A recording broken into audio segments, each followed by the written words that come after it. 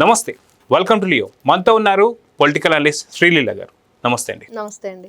YCP మొత్తం ఇదే బ్యాచా?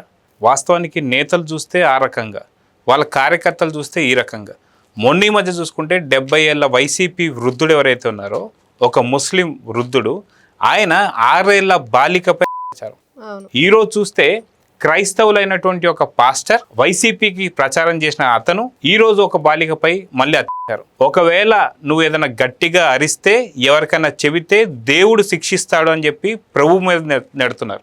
So నిజంగా యేసు ప్రభుకి అదేవిధంగా ఈ అత్యాచారాలకి ఏంటి దురాఘాతాలు అంటే ఏం చెప్తారు? ఇక్కడ ఆ మతానికి సంబంధించిన వ్యక్తులు నిజంగా విశ్వాసంగా ఉండి మారు మనసు పొంది అదే దేవుణ్ణి నమ్ముకొని ఉంటే ఎలా ఉండాలి? అసలు బైబిల్ ఏం చెప్పింది?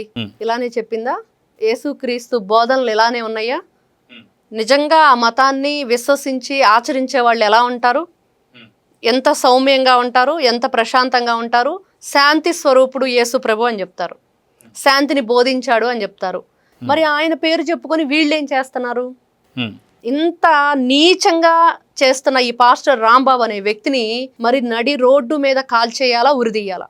14 ఏళ్ల అమాయకమైన బాల్య మీద పాల్పడటమే కాకుండా దాదాపుగా 6 నెలలుగా దేవుడు శిక్షిస్తాడు ఎవరికైనా చెప్తే అనే మాటను ఎలా అర్థం చేసుకోవాలి? అంటే గతంలో కూడా మనం చూసుకుంటే గోరంట్ల మాధవ్ కావచ్చు, అదేవిధంగా చూసుకుంటే అనంతబాబు ఎమ్మెల్సీ కావచ్చు, న్యూ కాల్స్ కావచ్చు, అంబటి రాంబాబు గంట అరగంట అని చెప్పి జగన్మోహన్ రెడ్డి నా సైనికులు అని చెప్పుకున్న వాలంటీర్లు ఏం చేశారండి? కొంతమంది బాలికలు ఇంట్లో ఒంటరిగా ఉండి స్నానాల గదుల్లో ఉన్న వాళ్ళ దగ్గరికి వెళ్ళి వాళ్ళ మీద అఘాయిత్యాలు చేయలేదా? ఒంటరిగా ఉన్న ఆడపిల్లల మీద ఎలాంటి ఇబ్బందికరమైన సన్నివేశాలు మనం చూసాము.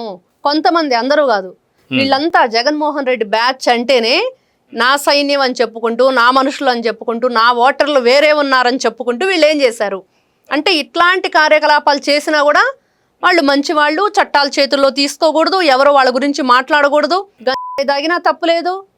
మరి మిరగాయి టిక్కీలు కొట్టేసిన మిర్చివి అవి వీళ్ళకి ఎటువంటి ఇబ్బంది ఉండదు, అక్కడ పొగాకు బేళ్ళు చేసిన ఇబ్బంది ఉండదు, మంచివాళ్ళు వాళ్ళంతా అనేది జగన్మోహన్ రెడ్డి గారి వాదన. ఆ బ్యాచ్ అంతా ఏ పని చేసినా కూడా గతంలో చూసాం. హోమ్ మినిస్టర్గా ఉన్నప్పుడు, వీళ్ళ పరిపాలన ఉన్నప్పుడు వాళ్ళ హోమ్ మినిస్టర్ ఒక లేడీగా ఉండి ఏమైంది 1-2 అని అట్లాంటివి జరగటం సహజం అని. అంటే వాసిరెడ్డి పద్మ గారు ఎవరైతే అప్పటి ఉమెన్ కమిషన్ సంబంధించి ఆవిడ చూసుకునేవారు, వారు అక్కడ జగన్మోహన్ రెడ్డి గారికి కూతవేటి దూరంలోనే ఒక మహిళపై అత్యాచారం జరిగింది అన్న తర్వాత కూడా జగన్మోహన్ రెడ్డి దానివల్ల మనకు లాభం ఏంటి, మనకి ఏదైనా సరే పనికొచ్చే పనులు చెప్పండి, డబ్బు వచ్చే పనులు చెప్పండి అని చెప్పేసి జగన్మోహన్ రెడ్డి గారు అన్నారు అంటే, అది వాసిరెడ్డి పద్మ గారు అదే పార్టీకి సంబంధించిన ఆవిడే చెప్పారు అంటే ఎలా చూడాలంటారు? వాళ్ళకి డబ్బే ప్రధానం. మనుషులు వాళ్ళ ఏదైతే మనం ఈ రోజున స్త్రీ మహిళ మరి ప్రాణం కన్నా మానాన్ని గొప్పగా చూసుకునిద్ది, మరి ప్రాణాన్ని సైతం లెక్క చేయకుండా కాపాడుకోవడానికి ప్రయత్నించిద్ది అన్నప్పుడు దాన్ని కూడా వీళ్ళు లెక్క చేయకుండా ఇంట్లో తల్లికి చెల్లికి విలువని వ్యక్తి జగన్మోహన్ రెడ్డి డబ్బుకే ప్రాధాన్యం ఇచ్చాడు కదా. అక్కడ ఆస్తుల కోసం వాళ్ళని కూడా వదిలేశాడు. మరి అలాంటి వ్యక్తి ప్రజలను ఎలా ప్రేమిస్తాడు, మహిళలను ఎలా గౌరవిస్తాడు, వాళ్ళ భద్రతకి భరోసా ఈయన ఎట్లా ఇస్తాడు అనుకోవాలి. కాబట్టి ఆయన కింద ఉన్న ఈ సైన్యం అంతా ఇలానే ఉంది. మరి షర్మిలా గారు ఓరికనే అన్నారు సైతాన్ సైన్యం అని, కరెక్ట్ పేరే పెట్టారు ఆవిడ. ఈ రోజున ఈ రాంబాబు అనే పాస్టర్ చేసిన అఘాయిత్యాలు అన్నీ ఇన్ని కాదు, గతంలో కూడా మహిళల్ని ఈ విధంగానే ఇబ్బంది గురి చేయటం, మరి అక్కడ ఉన్న గ్రామస్తులు ఆ గ్రామం నుండి ఇతన్ని బయటికి పంపించడం. కానీ ఇప్పుడు ఈయన బిడ్డలు భార్య కూడా ఇతనితో ఉండట్లేదు. ఇతను ఇంత దురాగతాలకు పాల్పడుతున్నాడని వాళ్ళు కూడా వెళ్ళిపోయారు. అయినా కూడా ఈయన ఆగలేదు అంటే నిన్న నారా చంద్రబాబు నాయుడు గారు చెప్పినట్లుగా ఈ నేరాలు ఎవరైతే చేస్తున్నారో వాళ్ళకి శిక్ష పెరగాలి, 75% పెంచితేనే శిక్షలు ఇవన్నీ కంట్రోల్లోకి వస్తాయి అని. వాస్తవానికి కూటమి ప్రభుత్వం వచ్చిన తర్వాత ఇలాంటి అఘాయిత్యాలు చేసే వాళ్ళు ఎవరైనా సరే వాళ్ళకి అక్కడ చట్టాలు శిక్ష వేయకపోయినా సరే భయం పుట్టింది.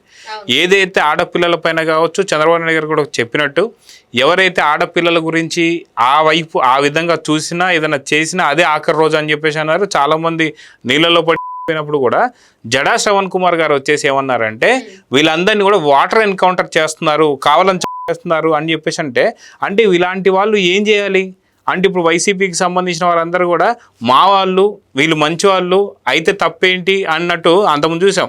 ఏదైతే అంబటి రాంబాబు మాటలు కావచ్చు, మిగతా వారందరూ కూడా మనం చూసాం.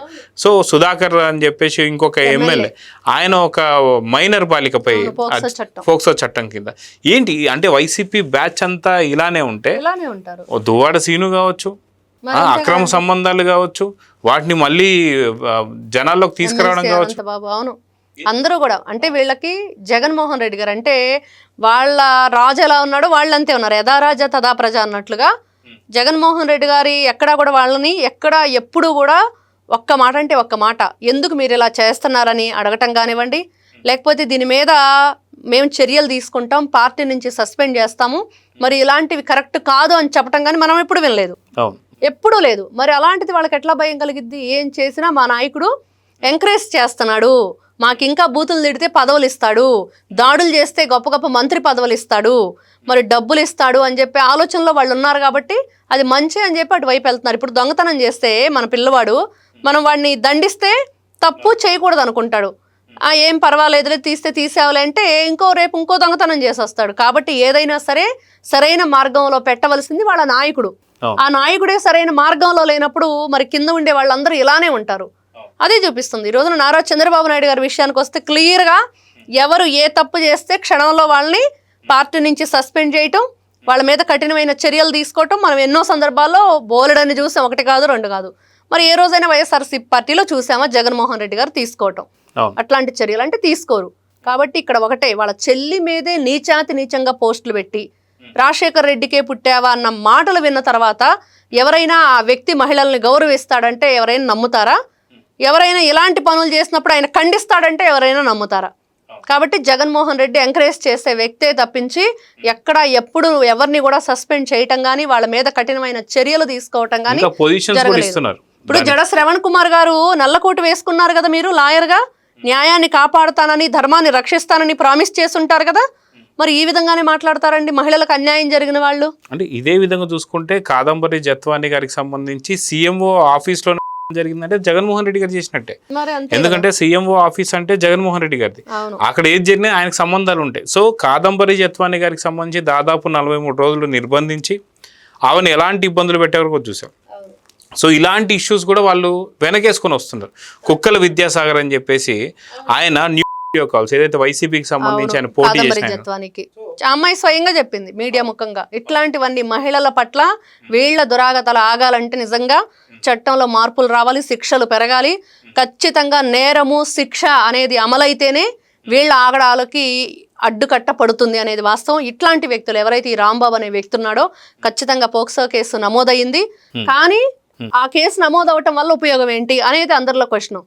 వెంటనే వాళ్ళ మీద చర్యలు ఉండాలి, వెంటనే వాళ్ళని ఉరిదీయాలి. నడి రోడ్లో మనం చూస్తున్నాం వేరే స్టేట్స్లో ఎంత కఠినమైన చర్యలు ఉంటాయి, ఏ విధంగా వాళ్ళ మీద మరి ధర్మం న్యాయం ఖచ్చితంగా అక్కడ జరుగుతుంది అనేది చూస్తే మరి ఆ మైనర్ బాలిక మీద ఈ దుర్మార్గుడు చేసిన అఘాయిత్యానికి ఒక మతాన్ని అడ్డం పెట్టుకొని, మరి ఈ మతం అడ్డం పెట్టుకుని ఇంత అఘాయిత్యాలకు పాల్పడుతుంటే గతంలో జగన్మోహన్ రెడ్డి మొన్న 4 రోజుల క్రితం కూడా మనం వీడియో చేస్తే ఒక 10 మంది పసిపిల్లల్ని కూర్చోబెట్టి వాళ్ళకి ఈ బైబిల్ గురించి చెప్తున్నారండి. హిందువుల పిల్లల్ని ఎవరో చూసి వీడియో తీసి సోషల్ మీడియాలో పెట్టారు. ఏం జరుగుతుంది అక్కడ? ఈ విధమైన చర్యలు ఎక్కడి నుంచి ప్రారంభమైనాయి? 2019 నుంచి విపరీతంగా ఇట్లాంటి ఆగడాలు ఎక్కువైపోయినాయి. కాబట్టి జగన్మోహన్ రెడ్డి అనే వ్యక్తి ఎన్ని రకాలుగా స్పాయిల్ చేశాడో రాష్ట్రంలో, ఒక్కొక్కటి ఈ రోజున జరిగిన వాటికి care of address Jaganmohan Reddy, వాళ్ళ ప్రభుత్వం, YSRCP party.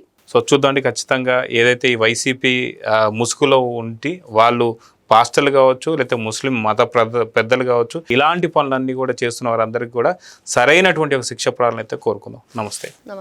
Please subscribe to Leo news for more videos.